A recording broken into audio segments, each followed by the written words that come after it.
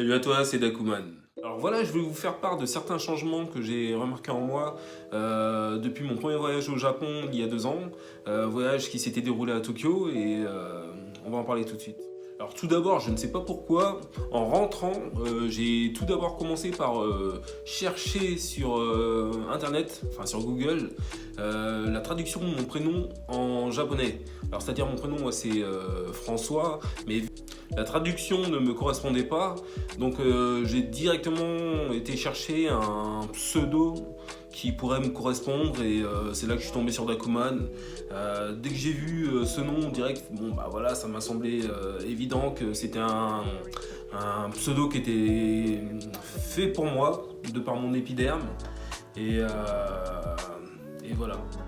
Ensuite, j'ai commencé à rechercher sur les différents réseaux sociaux, que ce soit sur Facebook ou Instagram, des groupes parlant exclusivement du Japon ou étant composés de Français qui étaient soit partis en vacances au Japon ou soit d'expatriés qui résidaient là-bas. Et j'ai également commencé à visionner pas mal de vidéos de youtubeurs qui vivaient au Japon ou qui faisaient des vidéos sur le Japon car je ressentais un certain manque en moi et j'avais besoin de revoir des images du Japon, revoir les paysages, la bouffe surtout, parce que la bouffe, faut pas se mentir, hein, quand tu reviens du Japon, c'est une des premières choses qui te manque, en plus du côté sympathique des gens, du côté esthétisme du pays, enfin un mot que je répète assez souvent, mais c'est vrai que quand tu vas là-bas, c'est une des premières choses qui te frappe, c'est que tout est carré, tout est bien aligné, tout est nickel, enfin du moins à Tokyo, parce que bon, quand tu vas dans le Kansai, notamment Osaka, c'est pas du tout le même délire, mais c'est aussi bien. Il y a un autre fait que j'ai remarqué depuis ce premier voyage, c'est-à-dire que je me suis remis à mater des animés alors que pendant plusieurs années j'avais complètement boycotté tout ce qui était animé, même les mangas j'en lisais quasiment plus. Et là depuis ce premier voyage à Tokyo, je me suis abonné à l'application Wakanim pour pouvoir suivre tous les derniers mangas qui cartonnaient là-bas, également pour pouvoir rattraper des anciens animés que je n'avais pas du tout vus mais que tout le monde me parlait et donc en fait je suis redevenu une sorte d'otaku, un gars qui est dans le circuit, qui tous les soirs en rentrant du taf, alors qu'avant je me tapais plutôt des séries américaines genre Power et compagnie, maintenant mes soirées elles se résument quand je finis mon taf à me retaper toutes les saisons de l'attaque des Titans, il y a quoi d'autre, il y avait My Hero Academia que j'ai entamé aussi, mais bon ça je l'ai fumé à l'époque, plus tous les autres animés qui sont sortis. Et, parce que après voilà, c'est même en regardant un animé, notamment dans certains, pas dans DBZ, parce que bon DBZ c'est un petit peu un monde fictif et tout, mais dans certains animés, si tu regardes l'arrière-plan, le décor et tout, en fait c'est le Japon, donc en fait même ces animés là me replongeaient dans mon voyage. L'apprentissage de la langue, en l'occurrence le japonais, est aussi un fait qui s'est réveillé en moi. C'est-à-dire avant, je ne ressentais pas du tout le besoin d'apprendre le japonais, ni de prononcer quelques mots en japonais. C'est-à-dire quand je partais là-bas, pour moi je me disais bon c'est bon, je vais partir avec mon français, hop, je vais baragouiner quelques mots en anglais, mais j'avoue, sur Tokyo, tu peux communiquer parce qu'il y a pas mal de personnes qui parlent anglais, contrairement à ce que j'ai pu entendre dans différentes vidéos. Mais en vrai, quand tu sors de Tokyo, c'est assez compliqué de pouvoir communiquer avec les gens. Et quand tu kiffes un pays comme le Japon, Et à un moment donné, tu peux pas partir là-bas en te disant bon voilà, je vais venir, ce sera à eux de s'adapter à moi, voilà, je vais pas faire d'efforts au niveau de la langue et tout, je vais venir, je vais kiffer mon voyage et tout. Non, non, non, il faut aussi s'investir un minimum. Donc c'est pour ça que j'ai commencé à apprendre quelques cours en japonais, que j'ai téléchargé, excuse-moi, le e-book de Kevin San, le Japon noir et blanc pour apprendre un petit peu le japonais, que j'ai aussi acheté les planches de Julien Fontanier pour me perfectionner. Et puis là, je suis actuellement dans la recherche d'une personne qui pourrait me donner des cours. Parce que bon, là, j'ai les outils et tout, mais moi, il me faut aussi un challenge. Il faut quelqu'un derrière moi qui me booste, qui me pousse pour que je fasse mon taf. C'est-à-dire mon taf d'apprentissage et parce que tu vois, quand tu finis le travail, que tu as des horaires un petit peu voilà, larges comme moi, enfin, comme beaucoup de personnes aussi, voilà, parce que quand tu rentres du taf, t'as pas envie de réviser ou de faire la démarche d'apprendre une nouvelle langue. Donc, et puis aussi, tu sais très bien que les animés, ça ne suffit pas. Ça t'aide pour certains mots, mais en vrai, c'est pas en regardant 10 000 animés que voilà, demain je vais devenir totalement trilingue et parler le japonais couramment, hop, partir là-bas, tac tac badaboum, salut c'est moi, j'ai maté One Punch Man en VO, et puis Shingeki no Kyojin, et voilà, je maîtrise le japonais. Non, non, ça se passe pas comme ça. Parce que le japonais c'est une langue assez complexe, et c'est pour ça que il faut que je refasse tout à zéro un petit peu comme quand t'es en 6ème et que t'es en mode apprentissage de l'anglais. Donc voilà, ouais. C'est aussi un autre fait que j'ai remarqué en moi, c'est que maintenant je ressens le désir et la passion d'apprendre une nouvelle langue, le japonais. La mode nippone fait également partie des choses qui ont changé quelque chose en moi depuis ce premier voyage. C'est-à-dire avant j'étais quelqu'un qui s'habillait plutôt du genre streetwear, un petit peu comme aujourd'hui, parce que là je suis un petit peu en mode décontracté à la maison, tu vois, c'est l'hiver. Hein. Mais depuis ce premier voyage, j'ai totalement changé mon style vestimentaire. C'est-à-dire je me suis mis à porter des fûts en toile un petit peu comme beaucoup de japonais là-bas, à sortir avec des t-shirts, mais après bon voilà, je vais pas porter des t-shirts comme eux, je porte beaucoup de t-shirts qui sont plutôt des attrapes touristes, c'est-à-dire des t-shirts avec des logos ou des dessins qui te rappellent le Japon. Là où les Japonais vont plutôt porter des t-shirts avec des phrases en français, mais souvent qui ne veulent rien dire. Ou un petit peu comme nous.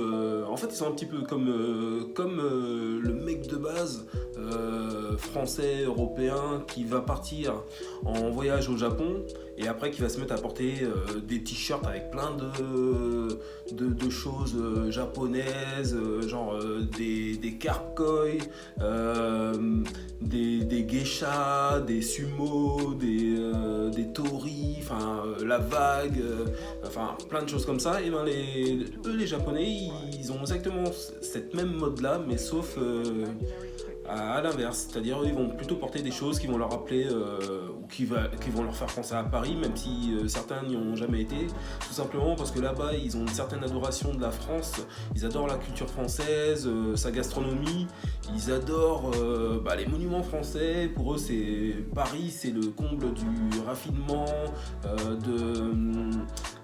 du romantisme. Et donc en fait c'est quelque chose qui véhicule chez eux et qui est certainement véhiculé par les films, un petit peu comme nous, dans l'autre sens, mais par les mangas où on va idolâtrer le Japon et se mettre à porter des vêtements très japonisants. La musique aussi fait partie de ces choses qui m'ont radicalement changé depuis mon premier voyage. C'est-à-dire avant, j'avais des goûts musicaux assez éclectiques, mais jamais je n'écoutais de musique japonaise. Et depuis ce premier voyage, en fait, je me suis mis à... C'est tout simple, je me suis fait sur mon téléphone une playlist que j'ai nommé playlist manga. Mais dedans, en fait, il y a beaucoup de BO d'animé, d'opening d'animé. J'ai aussi beaucoup de musique locale, enfin en l'occurrence des rappeurs locaux, parce que là-bas, enfin surtout à Osaka, ils sont pas mal branchés sur le hip-hop et ils ont une certaine scène musicale hip-hop qui est assez importante. Donc je me suis mis à écouter des chanteurs de hip-hop locaux, aussi des musiques un peu chill qui me rappellent un petit peu l'ambiance chill de certains endroits du Japon, que ce soit à Tokyo, Osaka ou Kyoto, enfin Nara, peu importe, mais des musiques en plus qui sont composées surtout par des Français comme Pandrez, enfin l'ami de Ichiban Japan, mais que j'ai découvert aussi sur sa chaîne, et donc je me suis mis à écouter ses musiques, et en fait bon lui c'est un mix un petit peu de musique d'animé qu'il a réarrangé à sa sauce pour leur donner une petite touche chill, ce qui fait qu'en fait quand tu écoutes ces musiques t'es un petit peu plongé dans une espèce de nostalgie.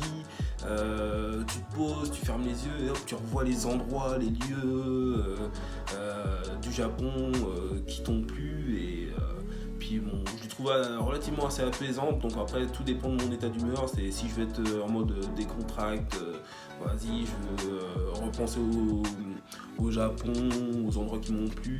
Je vais plutôt écouter des musiques chill comme celle de Pandrez. Si je suis plutôt en mode speed, énergie, que je vais faire du sport, donc ce sera plutôt des openings d'animé. Et si je suis en mode balade et tout, jovial mais chill à la fois, et ben je vais plutôt écouter du hip-hop japonais, et en même temps essayer de me perfectionner, parce que bon, la langue elle reste tout le temps présente en moi, c'est-à-dire quand j'écoute ces musiques-là, c'est aussi dans un but d'apprendre des nouveaux mots, savoir les prononcer, donc en fait j'apprends les textes, et à force d'écouter aussi, il y a aussi le côté auditif, parce que j'essaie de travailler mon oreille à pouvoir comprendre ce qui est dit, parce que c'est bien beau de pouvoir lire et de dire certains mots, mais si la personne en face de toi te parle et que tu ne comprends pas, c'est compliqué. Tandis que dans les musiques, bon ça va, dans certaines musiques ils parlent assez lentement pour que tu puisses comprendre, et dans d'autres c'est un petit peu plus speed, donc en fin de compte en même temps ça m'aide à travailler mon apprentissage du japonais, hein. Après voilà, système D, hein. Bon, le dernier point, c'est la base de tout pour moi, hein. T'auras compris si t'as déjà vu mes autres vidéos, c'est-à-dire c'est la bouffe, quoi. Parce que tout simplement, depuis ce premier voyage, j'ai totalement arrêté d'aller bouffer des sushis dans des enseignes du genre sushi shop, ou même d'aller chez mon ancien sushi, sushi pour pas les citer, chez qui j'allais assez souvent, parce que quand j'ai découvert qu'en fait c'était pas des vrais japonais, mais que c'était des chinois qui proposaient des plats japonais et qui jouaient sur le fait que beaucoup de personnes n'arrivent pas à différencier les Chinois des Japonais, donc là j'ai totalement arrêté d'aller manger chez eux. Maintenant je me suis mis à boycotter pas mal d'enseignes parce qu'ils n'étaient pas tenus par des vrais Japonais, et dans mon esprit c'est comme si je me disais que bon ben voilà, les mecs c'est pas des vrais Japonais, donc ils peuvent pas faire une bouffe égale à celle que j'ai pu manger au Japon. Après, bon, le deuxième point, toujours par rapport à la bouffe, et c'est le plus important, c'est le niveau prix. C'est-à-dire quand tu vas manger là-bas, tu peux taper pas mal de plats pour pas très cher, c'est-à-dire pour 4-5 euros, 6 euros, alors que les mêmes plats en France faits par des mecs non japonais qui, après bon, l'origine ne veut rien dire, mais des mecs qui vont te proposer le même plat beaucoup moins bon, mais qui vont te le vendre beaucoup plus cher, ça fait un peu mal au cul. Donc c'est pour ça que j'ai totalement arrêté d'aller dans ces endroits-là, que j'ai commencé aussi à me mettre un petit peu à la cuisine en suivant la chaîne de Oshisan qui donne des bons conseils cuisine pour tous ceux qui aiment la cuisine japonaise. Et puis depuis je suis en manque quoi, j'ai pas ma dose de japonais journalière. Donc en fait, j'ai qu'une hâte, c'est de repartir là-bas pour pouvoir bouffer tout le pays. Bien sûr, je n'idéalise pas le Japon, mais j'avoue, je vois beaucoup de côtés positifs au Japon, mais je sais aussi voir les côtés négatifs qu'il y a quand tu résides sur place. Mais je sais pas, après tous ces points que je viens de t'énumérer, d'après toi, je te pose la question à toi qui regarde cette vidéo. Suis-je devenu un kikou Jap? Je me pose la question. Voilà, cette vidéo est terminée. J'espère qu'elle t'aura plu. Tu peux me suivre sur mes différents réseaux sociaux. Enfin, plus précisément sur mon Instagram, hein, parce que je suis quasiment que dessus. Et sur ce, je te souhaite une bonne journée, une bonne fin de semaine, un bon week-end, une bonne semaine à venir. Et je te dis à la prochaine. Bye. Japon